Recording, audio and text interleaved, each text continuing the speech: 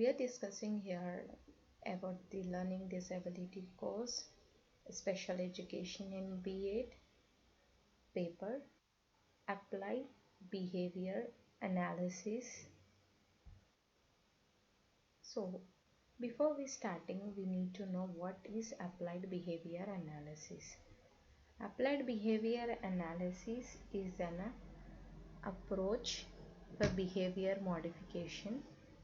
It is a kind of therapy given to uh, children having behavioral problems like ADHD, autism, and some other children like who need special attention and care and modification of their behavior.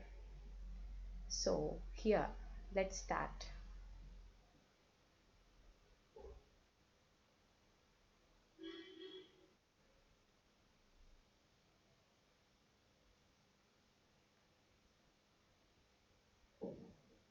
Okay, applied behavior analysis. The first topic in this paper is the principles of behavioral approach. So before we begin with principles of behavioral approach, we need to learn what is behavior. Here, a behavior is something an individual refers to anything an individual does. And coming to ABA, we refer ABA as something measurable and observable. So the behavior has three aspects: cognition, affection, and cognition.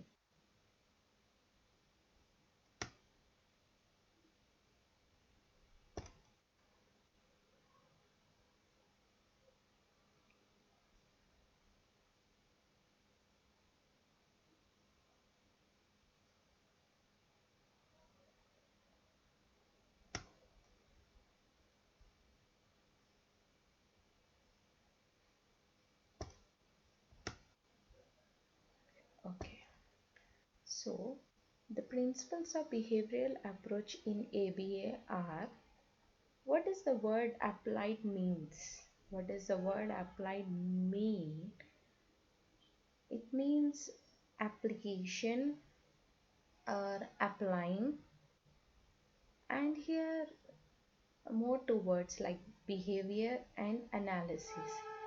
So A. A is application.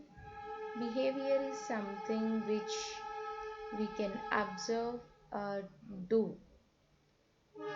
Analysis here means analyzing that behavior, what is happening in front of us, what is observing.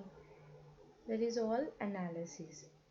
Analysis may be direct or indirect. Here direct is directly observing the student, a person or individual who is in front of us. Whereas indirect means we are observing those record videos, your anecdotal records, your reports, your case sheets, anything. Even the progress reports from the teachers and performance and behavior at the home, lunchtime, with other students, all this comes under analysis. And what we observe is something, their behavior. The behavior might be personality, their interest, attitude, emotions, wishes, prejudice, stereotype, thinking, reasoning, frustration, adjustment, deviant behavior. So the most observed behaviors of students in school age are lack of interest or more interest, and they wish very different, and they always want to learn new skill, or they want to be different from others. And thinking, sometimes some students will be thinking out of the box, and some other students are like they need some initiation and motivation to think.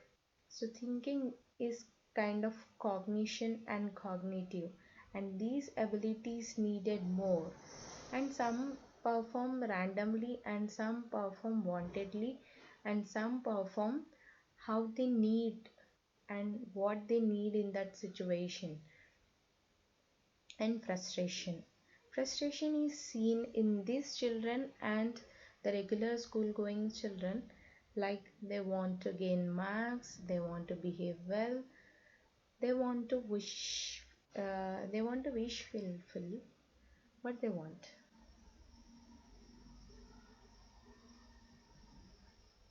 So here applied means application, as I said. So what is that application? For example, if you might ask your child to write his homework, if he writes his homework very neatly in time, that is his behavior. What you are analyzing here, he is writing neatly in proper time, and he is applying, like he is taking the pen, opening the book and writing neatly. If he need help, he may take your support.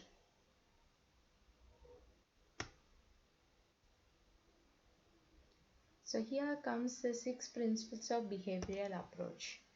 First one is understanding why of behavior. So here comes why. Why means mainly why that behavior is happening, where is it happening, and when is it happening. So the 3 W's of behavior: why, when, where. So if it is happening in the school, at home, at the playtime, during homework, tuition, with siblings, with teachers,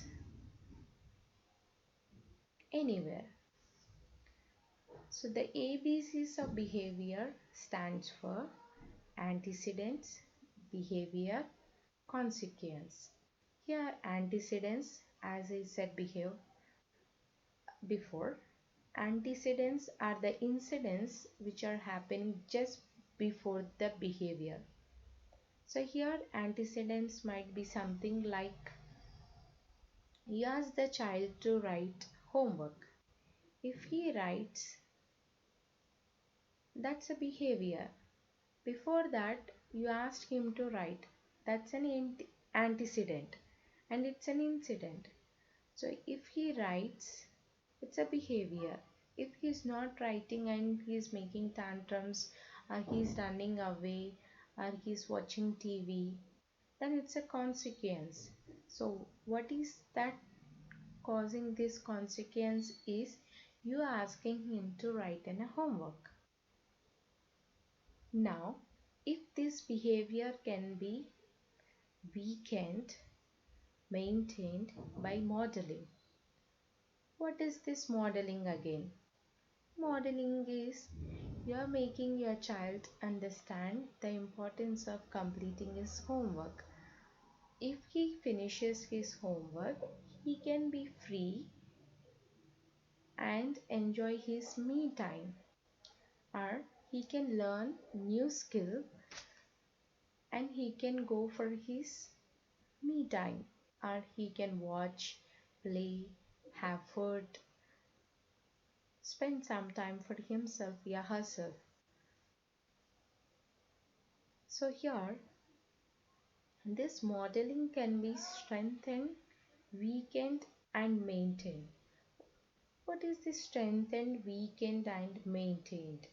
Strengthened is something if the child is ignoring again and again and you're like allowing him to do so, that behavior might get strengthened and it is very hard to make that behavior come down. If you initially make him understand what is acceptable and what is not acceptable, that behavior might be weakened.